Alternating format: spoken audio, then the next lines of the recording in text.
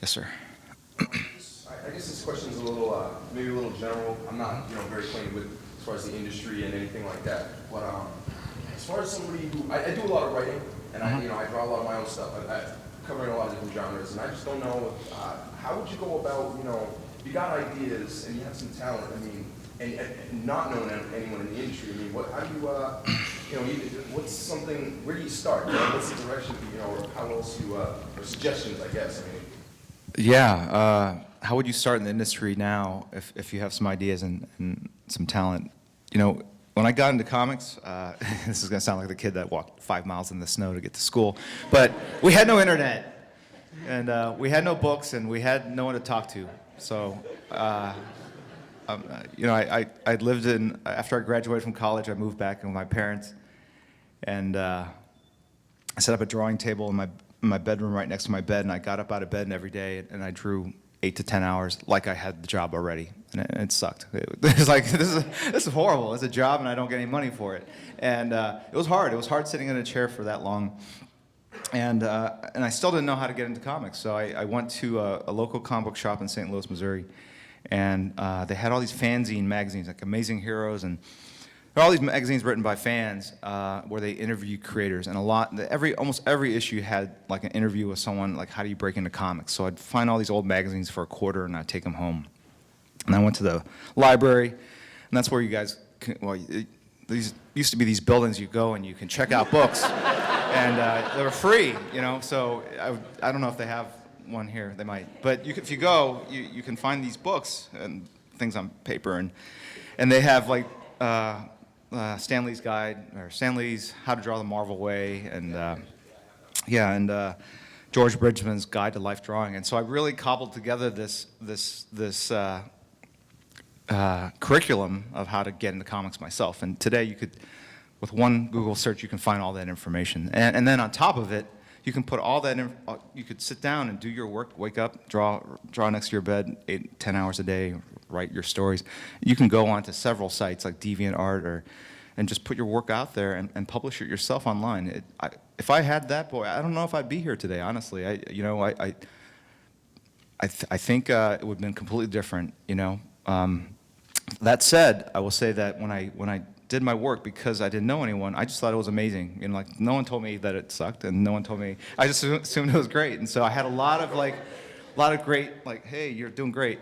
And today, if you put stuff online, there's always people that will hate on it, and so it'd be kind of distracting. Or even when I worked on the X-Men, I only heard the good stuff because I go to conventions, and no one ever says anything bad to you at the convention. They wait till they go home and get on their keyboards. But back in the day when I worked on the X-Men, people would come up, and I just got such positive response from the fans. But it would have been different, I think, if I were doing that today, because there would be a lot of negativity online, and I couldn't help but read that stuff because it gets some weird titillation out of it, and that probably would have kind of messed with my sense of what I'm doing is correct, and I'm going to keep doing it. I think one of the key things is you want to get feedback, you want criticism, so you can get better at your craft. But at the same time, you don't want people, holding you back from your dream.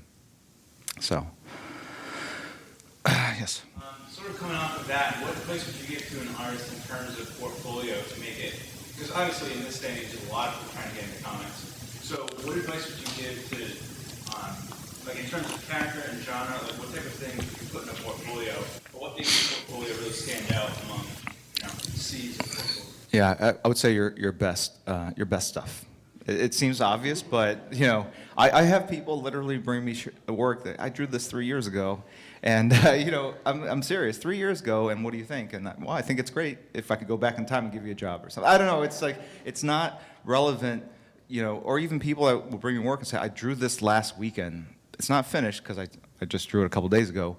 And it's no, that doesn't show a commitment to your work, and it doesn't show me a commitment to you showing that you can finish a job even, So 3 pages really is all I need to see. I'll politely look through your entire portfolio, but 3 pages you can tell. Actually 1 page, but let's say 3 pages. And it doesn't really matter. If you draw Marvel characters and you draw them great, I'm not going to say, wow, you know what, I can't hire you. You know, so you can really just draw whatever you want, you know. Outside of that crazy Japanese, like, sexy, I mean, whatever that stuff is, that's weird. It's like, I just go like, and I see that stuff and I go, wow, this is weird, really weird stuff to show me. I want you to go see a doctor. And, but outside of that kind of genre, like any of that stuff, we're really looking for storytelling and then the ability to draw. And if you could do both of those, you know, you will get hired. There's no one, we're not trying not to hire people. It's just that it's like American Idol. There's so few of the thousands. You know, when we did our talent search in the early days of Image, we get these plastic mailbox cartons from the post office, and we get like 4 of these a day filled with just submissions. And literally, we would find maybe 2 to 4 out of thousands, and it was that, yeah. So, yes. I guess off of what you said earlier about, or just breaking in, given your experience at Image, you know, several years ago, and the whole, you know, all the kind of turmoil that ensued, what's your feeling now towards kind of creator-owned properties and that whole model? Yeah, creator-owned properties are a lot tougher sell than they used to be. There's a part of me that wants a lot of the new talent, like the new hot talent, to kind of band together and do an Image 2.0 just to kind of shake things up. I don't think it's healthy for the industry if only your marquee brands like Spider-Man and Superman and Batman are your perennial top sellers. You know, I think we have to keep the industry exciting and introduce new concepts, new characters, different genres.